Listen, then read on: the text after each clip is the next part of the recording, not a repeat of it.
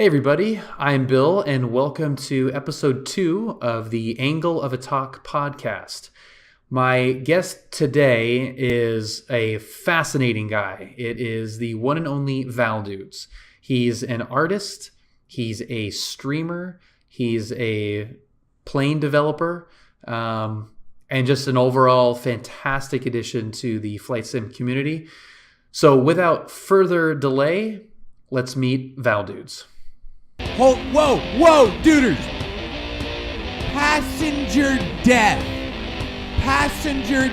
Murder, death, kill, duders. Oh no, we're losing dudes in the chat. Passenger death. Look at that. Death. Wow. Screenshot, please. We're good.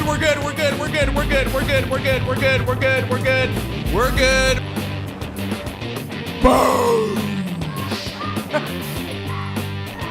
V1, rotate. Oh, birds! Jesus, below the birds! Holy crap!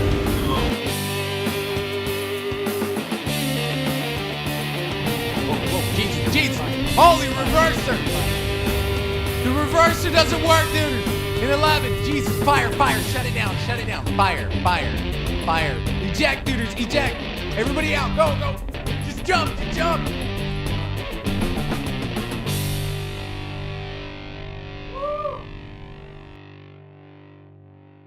All right, Mr. Valdudes.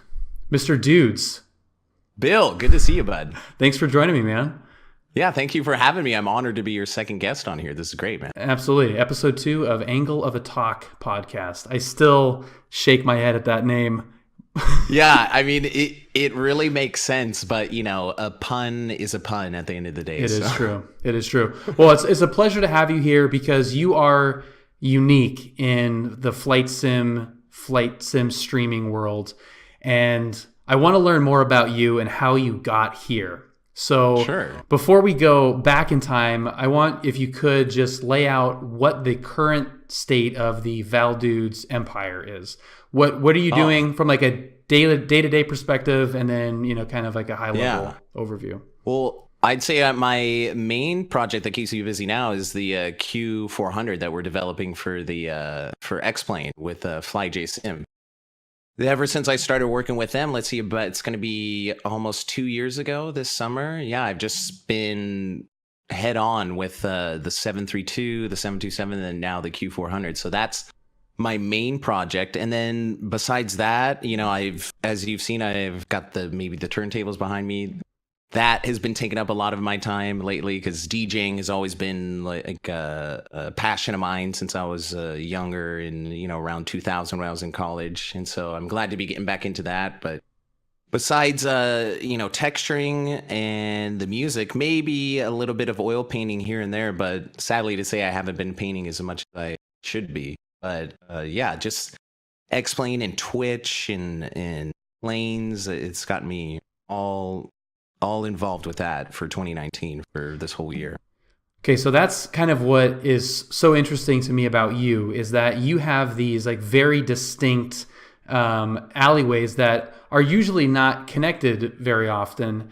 I mean, just in the little sizzle reel at the beginning, you know, you have a tremendous personality, and, you know, on your X-Plane streams and even some of the earlier racing streams, but then you have these, you know, like hours long mixed streams, and then you like don't say anything for a couple hours as you're doing some texturing work. It's fascinating. So it was kind of hard for me to pick a spot where to begin, because I think you've got this weird parallel pathway that got you to where you were. So given what you're into now, what's the earliest that you can remember some of this stuff starting to take shape? And what was the first thing? I mean, arts has always been a huge part of my life since I was little. I mean, I grew up an only child, and in our time, you know, we didn't have computers and smartphones and all that stuff to distract us. So I was just drawing all day, like copying stuff out of a magazine, whether it be an animal or whatever. So I was always just doing that to pass the time and have fun, keep myself busy.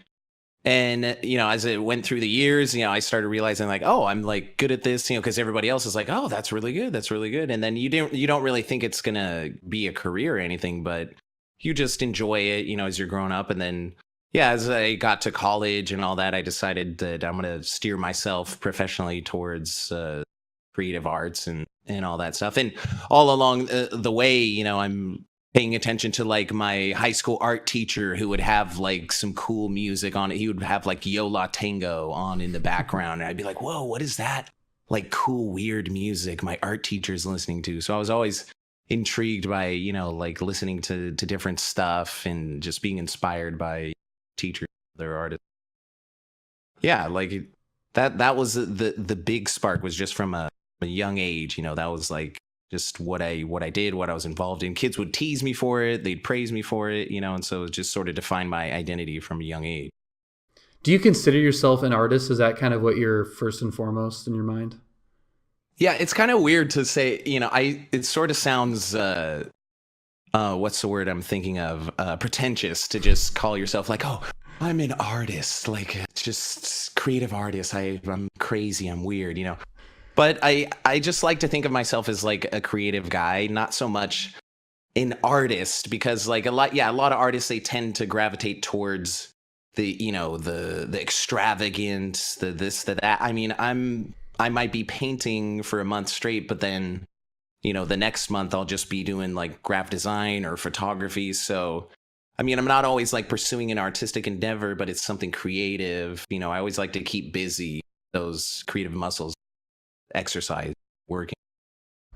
Well, I would say that given your paintings here, yeah, that you are an artist. My God, dude. Yeah, I love to paint. Yeah, I mean, yeah. Like look at these paintings, dude. Like when I first saw these, it blew my mind. Because you've. I mean, it's unbelievable. I would have never expected that out of you, and that's in no like I don't mean anything by that. It's just like knowing anyone. No, exactly. You just like, oh my God. And that's what I mean. Sort of like how I don't, fully embrace that artist mentality. I'm just kind of like a guy, we like to make lewd jokes on the stream or whatever. And then, yeah, you see like that art sign. You're like, whoa, okay. There's like, how is this not a picture? Oh, it was painted from a picture, so that's probably why. But I try to give it a little bit more loose of an interpretation with the oil paint, not just like, a perfectly rendered, like photorealistic copy. But I mean, it's absolutely you have to like show gorgeous. Some kind of emotion in. Yeah, it's gorgeous. The colors are amazing, and I'll link all of your links in the description there, so people can check out your artwork up close. But I mean, some of this stuff is just fantastic. So how do you pick what because you've got some landscapes, you got some portraits. If you kind of go to your Instagram page here, kind of more of the same. You got landscapes, you got this beautiful piece, which I love. Nature and people, pretty much are like my two favorite subjects. Yeah. So what is it that makes you pick a certain subject? Yeah, it really has to do with like a feeling that it'll just give me, like, because landscapes, I mean, those, I've always loved those since I was a little kid. If you look at my early paintings, it's like, a beach scene with a sunset. I was always loved just like a beautiful landscape, just because of the, the calming quality of a beautiful scene, And the landscapes that I paint tend to be landscapes that, like, it has to be a place that I've been to or some place around me where I live. Mm-hmm. I don't like to just paint a landscape that's just a pretty picture, because to me, I don't have like any personal connection to it. So I like landscapes that are places that I've been, that, it could be from a photo or it could be from just painting it, with the canvas right there, plein air. But it has to have had some impact on me or been important to me in some way. And the same thing with the people, the subjects that I paint. Yeah. Just they impacted me in some way, moved me in some way, or just are important to me, whether it be Tatiana, my wife, or random homeless guy, that just sort of moves you, his expression, face. What's more difficult to paint, a landscape or a portrait? I would definitely have to say people, because with people, there are so many subtle little facial expressions that can be the difference between expressing one emotion and expressing another. So the tiniest little variations in someone's face can drive it a certain way. More with a landscape, you can be sort of more loose and open. Like a tree is a tree. It's just branches and leaves going everywhere. It's not like a specific person. You can sort of be more random. So getting a person's like face and mood and all that right is, I would say, a lot more difficult than the. Is it more rewarding to get that right? Like which do you prefer? If you could only paint one or the other, which would you pick? Gosh, that's hard. I would probably go with landscapes just because, it might be hard to have somebody there just to always sit down for you, to pose. The landscape is just there and you get to see the changes in the light from season and from the times of day. But I would have to go with the landscape. I don't know whether one is more rewarding or the other because once you get a good painting going and you're in the flow, like they both just feel good, whether it's a portrait or landscape. They both give you that satisfying feeling that, you're making something compelling image happen. Nice. So going through like on your website, a lot of the, you've got some interesting mediums here. What do you prefer to paint on? Because I see like some wood planks, wood panels. Right. Yeah. I really like, just oil on a nice, smooth panel wood surface. Canvas, is the popular thing to paint on, but in a lot of ways, like the canvas texture will be so strong that you have to use a lot of paint to overpower that canvas texture. And I really like just the strokes to just go right onto a flat surface and just be doing their own thing. Like, I don't like the canvas to sort of influence that, but oil would probably have to be my number one favorite. I've worked in, all kinds of mediums, watercolor, acrylic, graphite, everything, but oil was always that one medium I wanted to be good at. It took me forever to be good at it. I tried to paint oil, watching Bob Ross. I got one of his little master kits when I was like 10 years old. And I couldn't get the mountains down. Like I would try to do the snow on the mountains and it would just be like a big gray smushed mess. And I was like, how do you do this? This is so hard.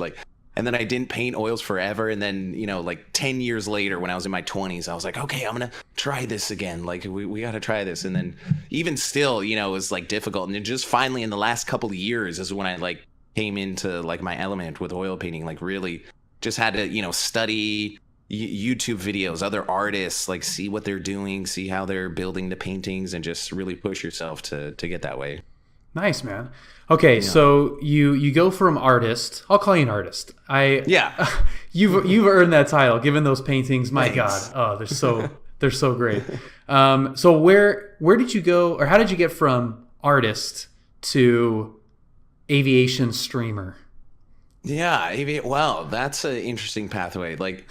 See, that's another side of me. I've always been sort of an entertainer, I would say. I always, from elementary school, like being in like a talent show, or in high school, I was, we had a punk and ska band that we played with for a bunch of years. So I was always kind of into being on stage or doing something that was just fun and entertaining, always making your friends laugh, cracking jokes or whatever.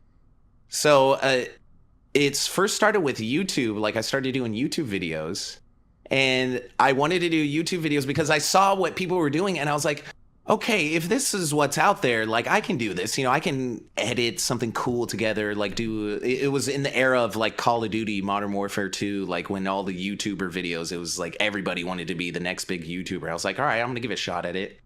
And I would actually edit. I would take clips of the SR-71 and X-Plane, and I would edit it into the Call of Duty video, because in that Call of Duty you could call in an SR-71 as backup. Yeah. So I would edit in a little X-Plane clip of the SR-71 doing a flyby, just to give it that extra little creative, cool spin, something different than what other people are doing. And aviation, I've always loved planes since I was a little kid. I wanted to be a pilot when I grew up, fighter pilot. What kid doesn't want to be a fighter pilot when they grow up? Always just loved planes, and I would draw tons of planes when I was little, just get a book of random airplanes, diagrams, and I'd just copy those just every day. So I always just loved just the beauty of flight and the planes moving through the air. And so it was sort of natural, when I was I got into X-Plane years and years ago, and then I was playing it and just sort of thought one day, I wonder who on Twitch is playing it.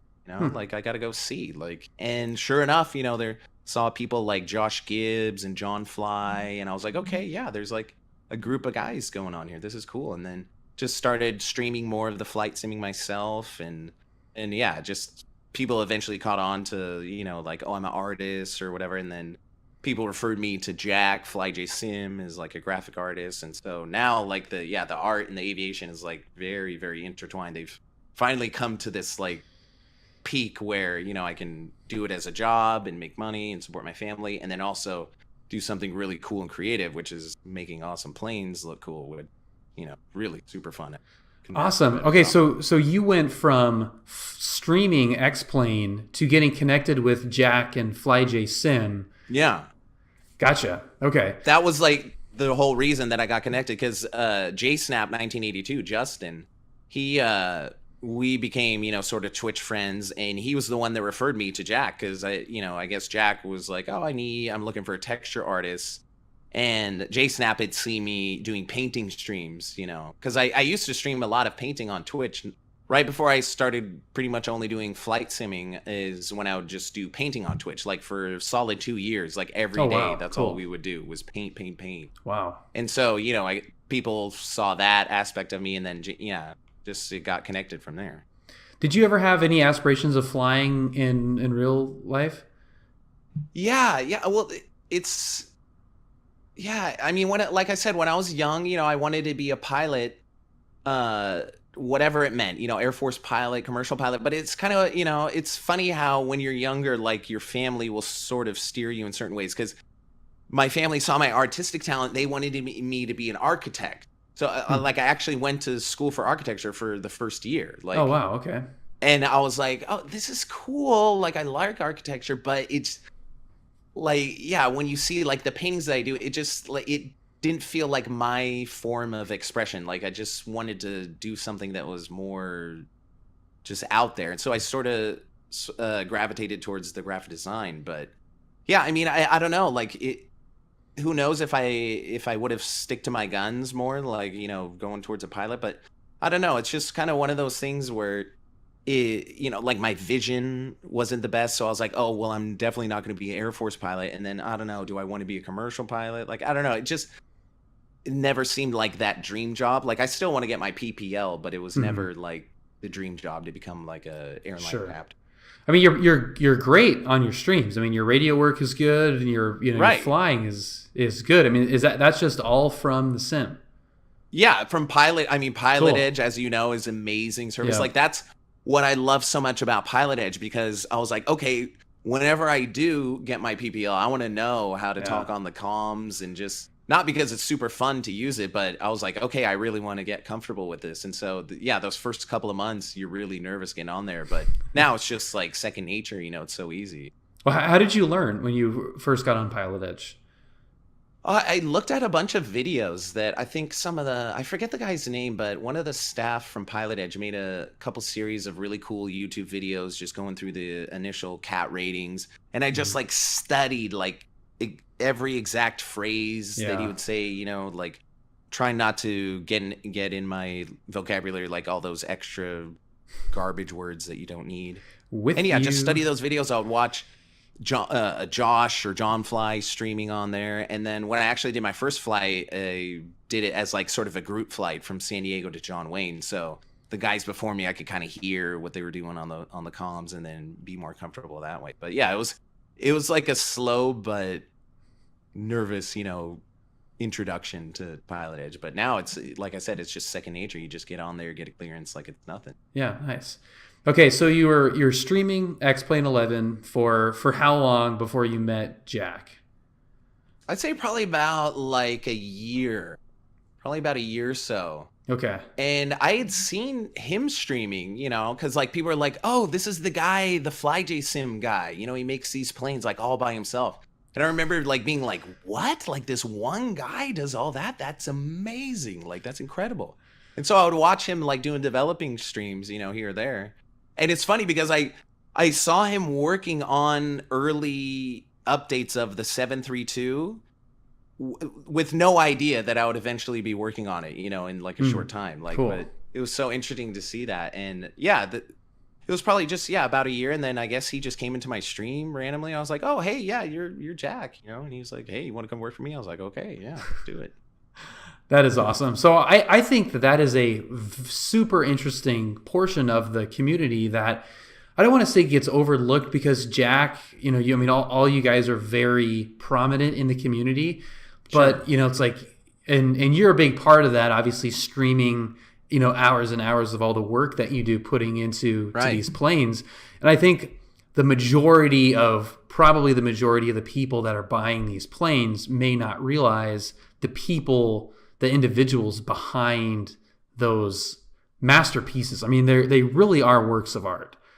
Thank you. Yeah, I mean, that's one thing that we pride ourselves on, is sort of being open to the community, and you can see the work that's going on. And it was really cool to go to the expo last year in Las Vegas and meet some of the people, that buy our planes, like former airline captains, current airline captains, young, old, like all those people. It was really interesting. All sort of unified by their love of aviation. But yeah, it's a really cool community to be a part of. Like I'm so happy to have become a part of it, because there's just, like, I always sort of looked up to, to pilots and aviators, as I was growing up. And so it's cool to just like know somebody that's like, oh, they're a pilot, for A320 or 737. It's like, wow, like they're just in the community. I can just go hang out with them, talk to them. It's so cool. That is awesome. What was the most surprising thing that you learned when you got brought on by FlyJSim that you weren't aware of about that development side of the planes? Oh yeah, that's interesting. I don't know. Like, well, first of all, like I mean, I didn't know how to do the development of the planes. Like I literally had to learn like the process of doing the normal mapping, and I've used Photoshop for years and years, but was never worked with like 3D texturing or anything like that. So after like 2-3 weeks crash course of how to do it, I was like, okay, let's go. Let's just do this. Like, but I don't think I was like surprised by anything big, because I'm a freelance graphic designer. I'm used to working with people that live in several other time zones, different countries, here, there, teams of people that are all over the place. So it's just like a regular day of work for me, just having to telecommute or do this or that.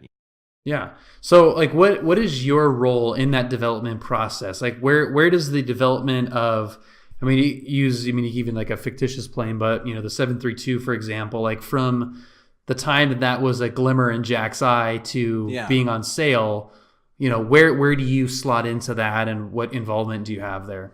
Basically, I do all of the visual aspect outside of 3D modeling. So basically what Jack passes to me is like a blank white, super basic 3D model. And then I have to just add all the texturing and all the PBR, which is the physically based rendering material, and just make it look like shiny, like metal, all that stuff. So like, I consider my role very small, even though it's like, it's a huge one, because obviously the visuals are a very important part of the plane. But I mean, you got other guys that are, they're programming tons of like little systems and concepting like new ideas for systems that we can have. Like, and to me, their job is the most difficult, but mine is really just make the plane look like it looks in real life. Take that basic, just flat, boring, dull looking 3D model and make it look like it has life, like it's flown, thousands of miles and done hundreds of landings, and just, bring it to life. So like, I mean, your artistic, like your painting and everything seems to be more of that like free flow expression, even if it is of a real life subject, but kind of add some of your own flair in there. How does that translate into the planes? Do you feel like you get to have that as an outlet where there's some Valdudes in there? Right. Well, it definitely is different, because when you're recreating a plane, you're mostly just trying to recreate exactly what it looks like in real life. And so there's not so much interpretation like left to the artist to like do whatever they want. Where I guess I would take like more artistic liberties is, I like to look at all the different images that I have available to me of the airplane and take little elements or things that I see, like pick and choose like the coolest little elements and put them in there. So like say like one picture has like the nose, it's like sort of chipped away like right in the front, but like maybe another picture the nose will be like perfectly clean, but I'll like that version that had like the chip nose. So I'll look for like little dings and dents or marks, just what's happening, what can happen to a plane, what kind of dirt happens. Like there will be even you'll see like little insect blood splatters like on like the front of like little surfaces, you know. So I'll like collect all those and just sort of bring it all into the one plane, like all the cool little textures and ideas.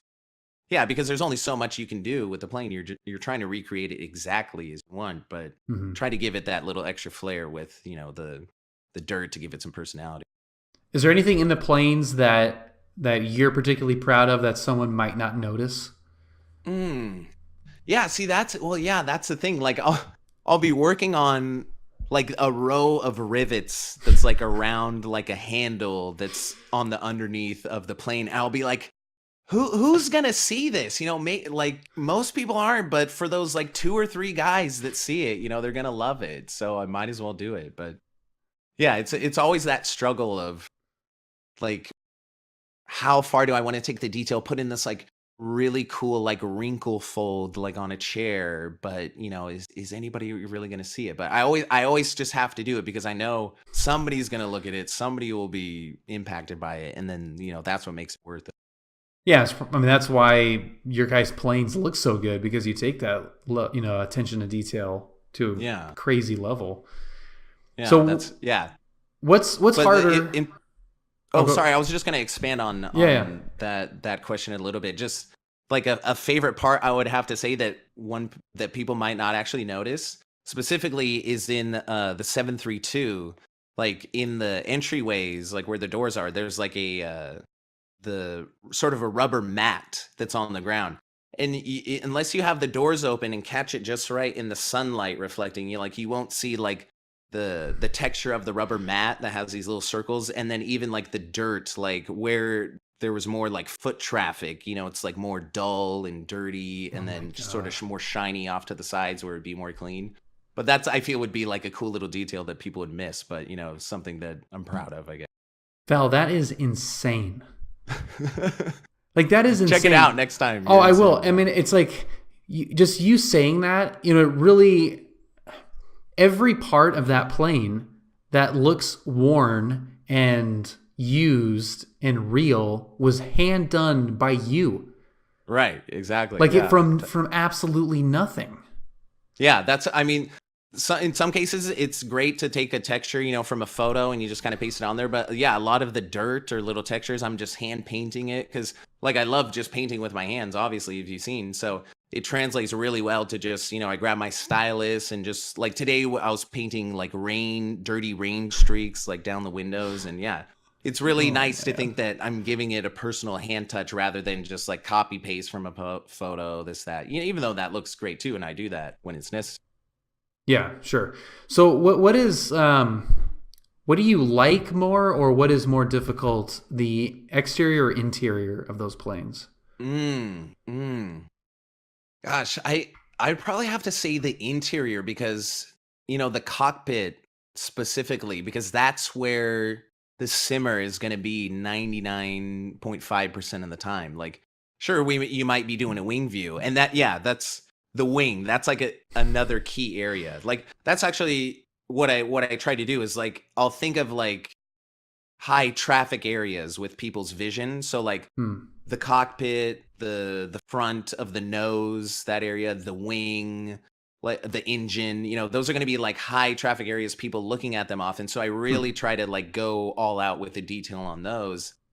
And then, you know, maybe if it's the underside or like the top of the tail, you know, like those aren't as crazy, but yeah, like the cockpit is for sure like the number one area where you have to make sure like everything is perfect, everything is alive, because that's one of my biggest pet peeves is like a cockpit that just feels like it was just thrown out of the 3D program and it has a little bit of ambient occlusion on it, and then that's it, you know. Like I want cockpit to like feel alive, just where like to see all those little dings and scratches where a binder fell off and hit the console.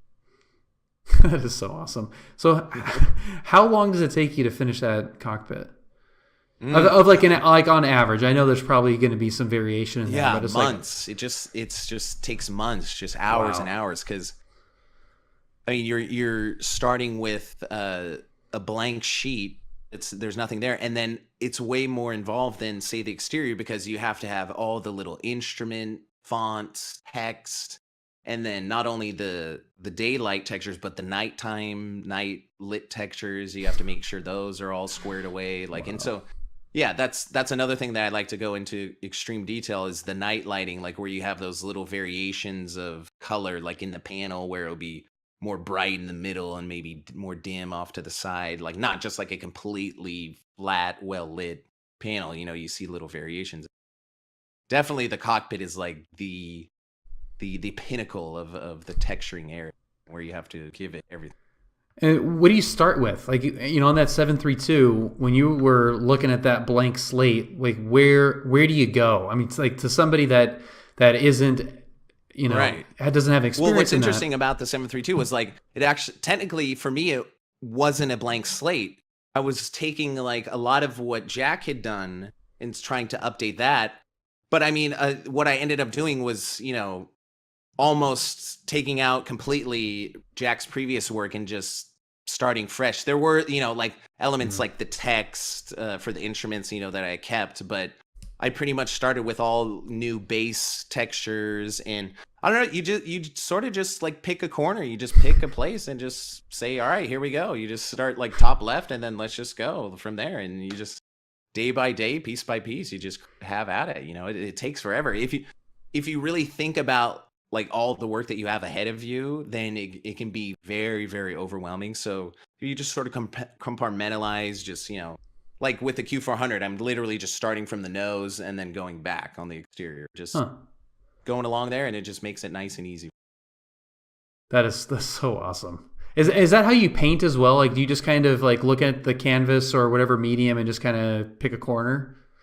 Well, painting, oh gosh, that's way different. Like painting is like you're all over the place. Like it's funny because like the process of doing the graphic design and painting is like completely different.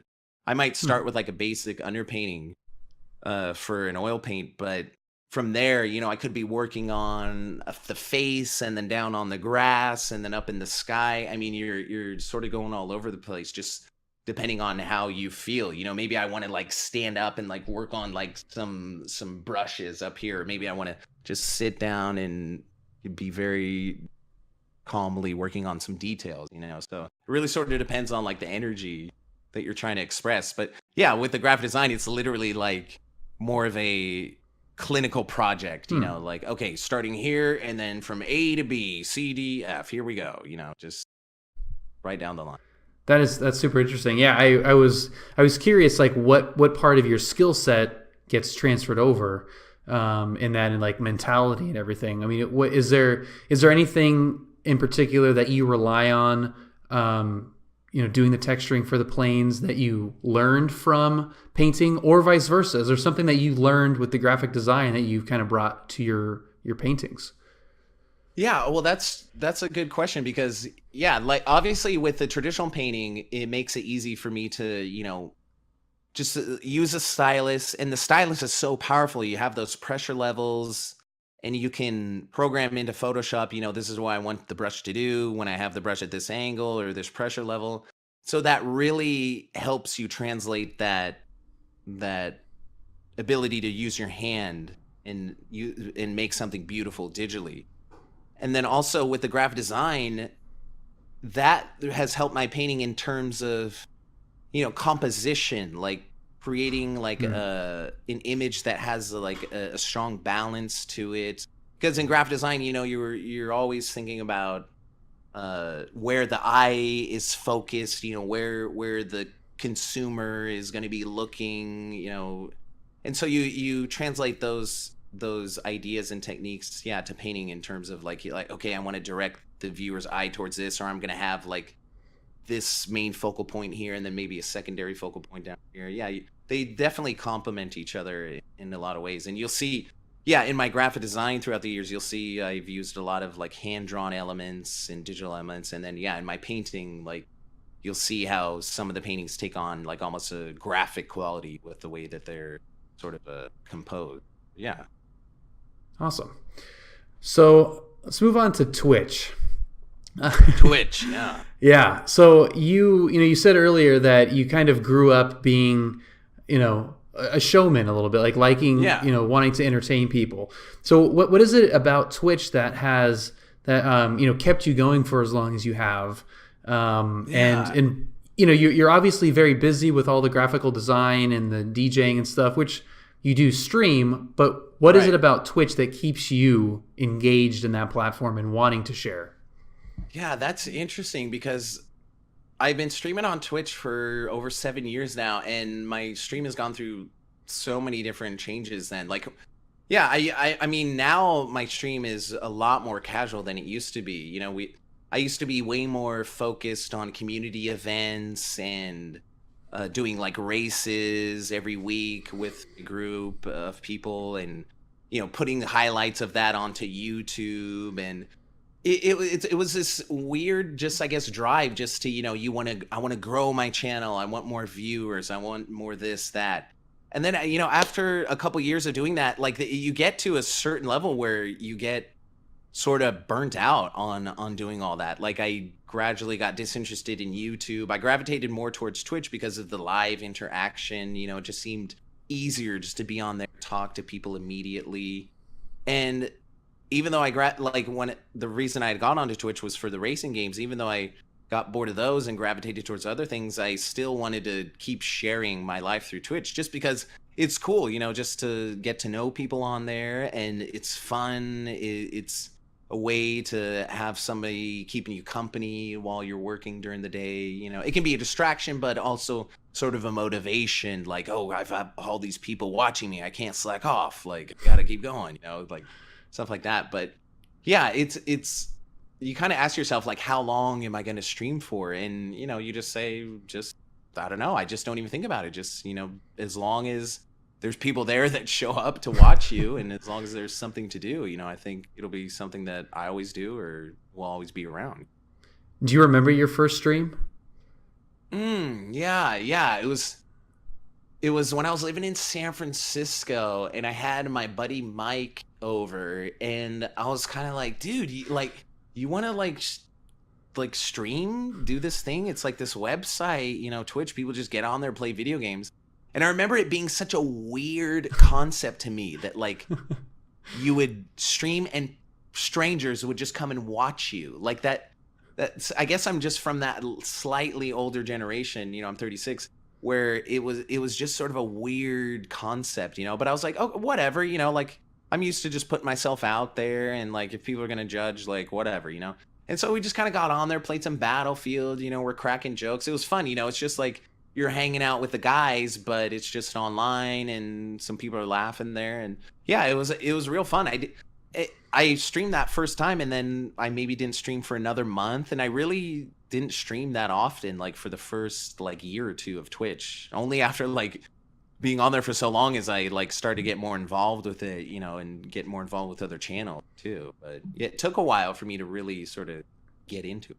So what was the moment that kind of clicked that made you want to do it to the level that you are? I mean, because you've got a fantastic, massive following, and that obviously took a lot of effort on your part. So where, do you remember like the turning point where you said, I want to continue down this path to get to where you are now?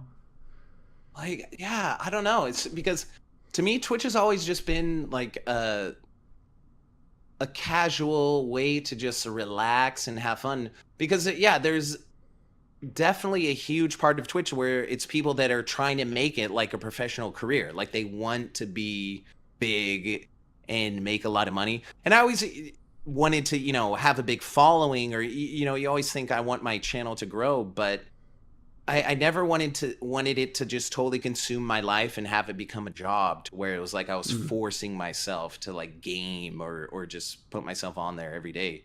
Because like there were times where, it would be a new game would come out, and I'd be streaming it, and I'd be getting a couple hundred viewers, and you're thinking every day like, oh, I have to stream, like, so I keep that hype going, like I don't want to lose that hype, I don't want people to like forget about me.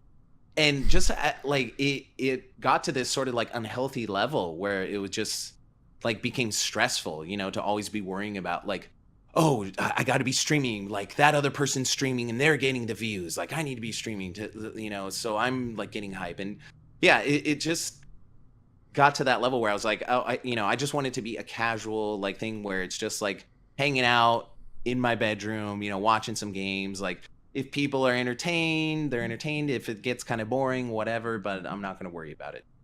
But it's always a thing that I want to do because it's fun to just laugh with people. But I don't think it'll ever be that hardcore, like I have to do this, like so people are seeing me, so I'm out there. I never want it to be like just like a thing of desperation. You know what I mean? Well, it definitely looks like you have a lot of fun. Yeah. Yeah, we laugh a lot. I mean, sometimes we have some moments where a troll comes in, you got to yell at him, get mad a little bit. But yeah, I mean, other than that, it's just like, because to me, Twitch is like, this is a place where you can sort of let loose. Other people, sort of treat it as, you got to be proper and not do any dirty jokes, this, that.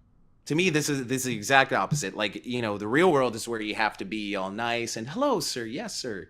But here on Twitch is where I can just let loose, say bad words, bad jokes, just anything, and there's really like no consequences to it. Like, sure, maybe you don't get the laughs in chat, but it's not like you're in a group of people where you're seeing all those awkward stares, weird laughs, That is hilarious. What is your like when you do stream FlyJSim, like when you're on X-Plane flying around, do you have any prep involved in that? Like do you take the aviation portion of that?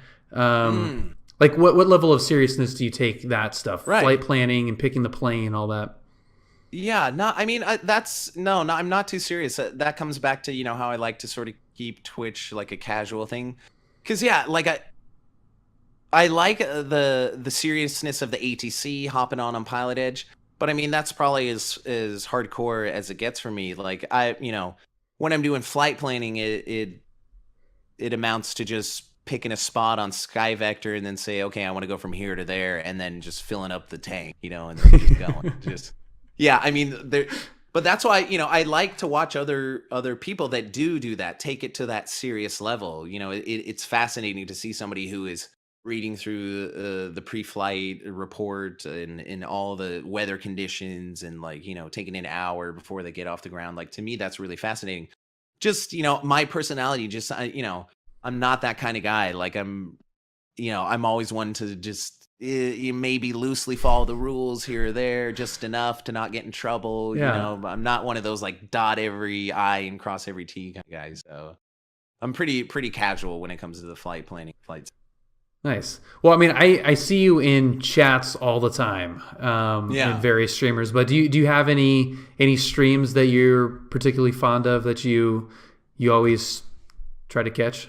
Oh yeah. I mean, guys like John Fly, Brad, Josh Gibbs. I mean, haven't seen him on in a while, but like Josh and John, they were like some of the first guys that I found in the flight simulator community, and then people like Brad or Brett San, or gosh, I'm going to be forgetting a ton of people. Ninja with Guitar, Keith 210, tend to be guys that I would think like I would hang out with in real life, we're all sort of the same age group and same interests. And, I mean, that's to me a lot of what Twitch is you'll watch a stream because it's like the latest hot game, but ultimately, you're watching a streamer because they just seem like a cool dude to you. You just want to hang out. Do you have a game plan? Like what's next for really any of your ventures? But let's just start with the stream. Do you have any roadmap? Gosh, roadmap. See, I should have a roadmap because I've always said how, like I was just saying how I take a casual attitude to streaming. Like I've always said I should use more of my creative power to do cool stuff for the stream, come up with like cool giveaways or things that we could do. And I've always said like, oh, I should do this. And then I never end up doing it. But like this year, it would probably have to be just improving like the DJ streams. Like I really want to do something with the studio in here, like put like a huge like video wall or something and like get it like really dialed in to where it's looking like an official little club in here. But I mean, Club other than Val. that, you know, I mean, I just want to stream as much as I can and have as much fun as possible and hang out with everyone and meet as many cool people as I can and have as many laughs as I can. I mean, yeah, I mean, I'm sort of a guy that's sort of takes it, you know, day by day, week by week, just 'cause, you know, in the past I've had struggles with like just crippling anxiety where I couldn't even go out of the house, you know, for like weeks. And so I tend to just, you know, take things, you know, very slow and just not look too far ahead of the future. Just, you know, just take things day by day and just appreciate the now, you know. Yeah, nice. Yeah. What, as much as you can divulge, what's next for you and FlyJSim? Well, lots of planes. That's all I can say, probably. Not which specific planes, but Yeah. the future is going to be beautiful for FlyJSim. We got a lot of amazing things planned, a lot of cool projects. And I mean, the Q400, you know, we're only so big. There's just a couple of us working, so we can only tackle one big project at a time. But, you know, just know that once the Q400 is done, we're going to be right back to the next project. You know, there's going to be no end in sight for us. And how much longer is left on that plan? I know that's kind of a difficult question to ask, but I would say at least it's going to go into 2020. We'll probably have it mostly done like all this year, but then, you know, it's always when you get towards the end and you're into the testing phase, little things come up that you don't think of or don't foresee, and they always kind of add on another month or two to the development process. So yeah, sometime in 2020, you know, no idea when. Hopefully earlier 2020 than later, but you know, yeah, definitely 2020. do you get to see the actual guts of that thing, like the inner workings and the systems? Yeah, well, if you want to get a good view of that, go watch JSnap when he's doing a programming stream. But I mean, when you're talking about the guts and systems and programming, I mean, I am completely lost when it comes to that. But like looking at lines of code, I have no idea what's going on. Of course, we're talking about ideas, concepting what we should put in there, and that's like really fun. And having a guy like JSnap to just be like, all right, I got it, I can do that, you know, take care of it. That It's really amazing. You know?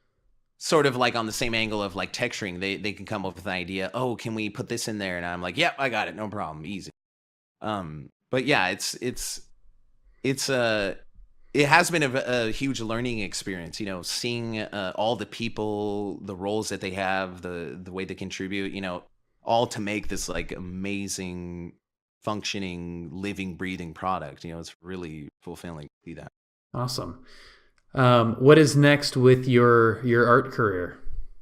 Oh man, like, gosh, I need to paint. Like, I have a huge landscape that it's a big 4x7 foot landscape. I did the underpaint in December, and I haven't worked on it since. You know, since I started getting going with FlyJSim here. But yeah, it's hard because like painting, like, if I could have just one career, one thing that I did for the rest of my life, it would just be painting.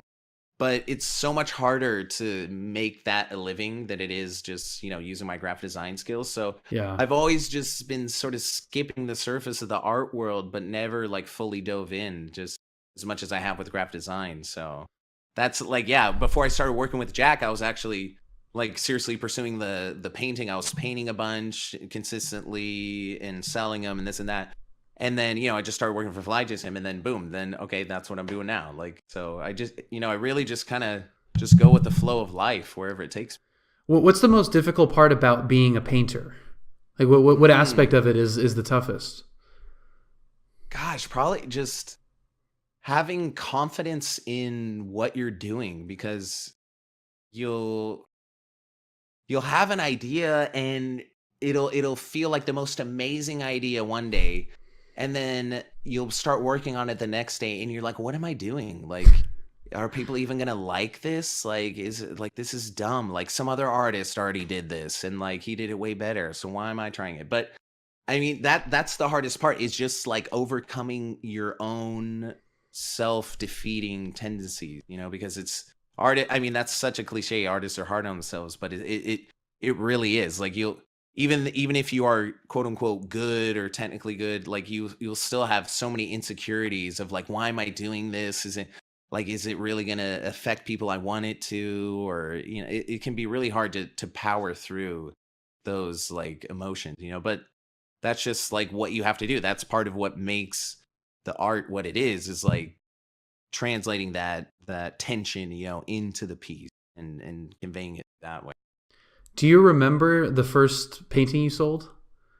Yeah, I mean, I probably sold like some little paintings and drawings here or there, but the first big painting I sold, yeah, it was like this really out there psychedelic sort of Dali inspired oil painting, because I was like 20, 21, and I had just really discovered like Salvador Dali's paintings. And I remember just being so inspired by what was possible, like seeing his paintings and saying like, I didn't know you could do that in painting. I didn't know you could just go wild and do something like that. And so it really like opened my eyes like to what was possible. And so I did, my own sort of Dali like surreal piece.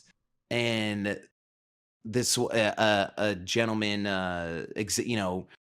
well-off executive guy, one of the types that you can afford are, like a person who I thought wouldn't be into this like crazy weird like psychedelic looking thing. He was like super into it, wanted it like more than anything. And I just like, that's when I was like, okay, like that was like a big confidence booster. Like, okay, wait, people, they do like work, they do like art, like this is crazy, like this is weird, like they will pay for it. Okay, this is good. And so, that from there it motivated me more. But like I said, it's always hard to just fully dive into the art world. You can have people here or there that will enjoy your pieces and buy them, but you really have to get into like the gallery world, get represented by a gallery and play the right game, because even though it's art and it's all about emotions and cool stuff, like at the end of the day, you're still selling a product that a business has to be able to sell. So Right.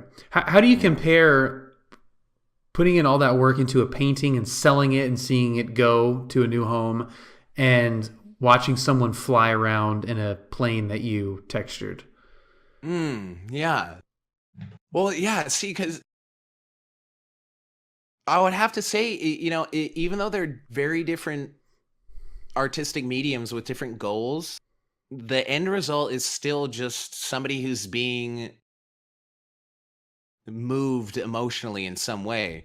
Now, maybe they might be more impacted more deeply with like a landscape or like a portrait, but still just those moments that you get, like whether it's, yeah, you're flying or you're working on a painting, it's that little like excited burn that you get in your chest when it's like, this is really cool, like, it's happened to me when I'm flying other people's planes and you're looking out the window and you see the ortho or something. Yeah, it just all just leads back to that, you're giving people that just warm fuzzy feeling of that only art or a highly crafted experience can give them.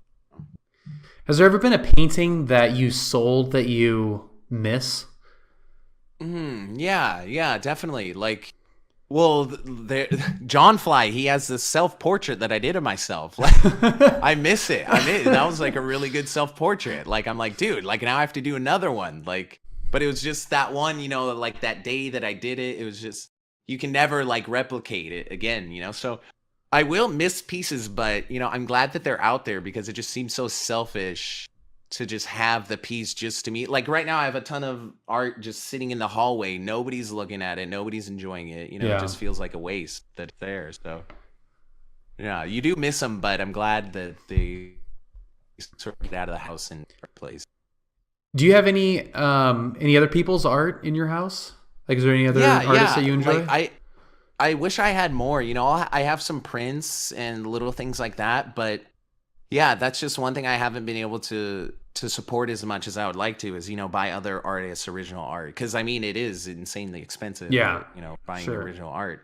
But yeah, like, I have a bunch of artist buddies from Twitch, and I have their art and that's, kind of how Twitch is. You you support, the people around you and stuff Yeah. like that. But I mean, I would love to have, like a Jeremy Mann painting, but those goes for like tens of thousands of dollars. I try to support artists like with music, buying vinyls and stuff like that now. That's like a good way to support musicians or artists, or go to gallery openings, going to shows, just being there, Yeah, I wish I owned more art, but for now I'm just getting by, decorating the walls with stuff. Nice. Oh man. Nice, Val. Well, man, you're every bit and more interesting as I thought you were going to be. Yeah, Bill, these are really great questions. I'm really impressed, man, how you got the questions all organized and interviewed, kept it going, man. It's very good.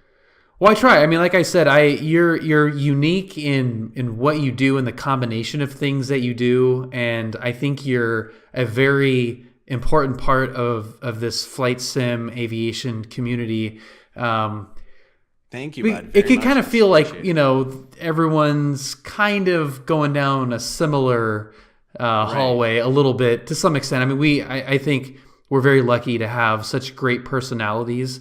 Yeah. But you definitely go above and beyond in the personality, and then just the definitely in the personality department. Yeah, just what you do is so interesting, and I'm really, really happy that you share it as much as you do, because I think it enriches the community as a whole to have somebody like you sharing a side that may not necessarily be that open to people.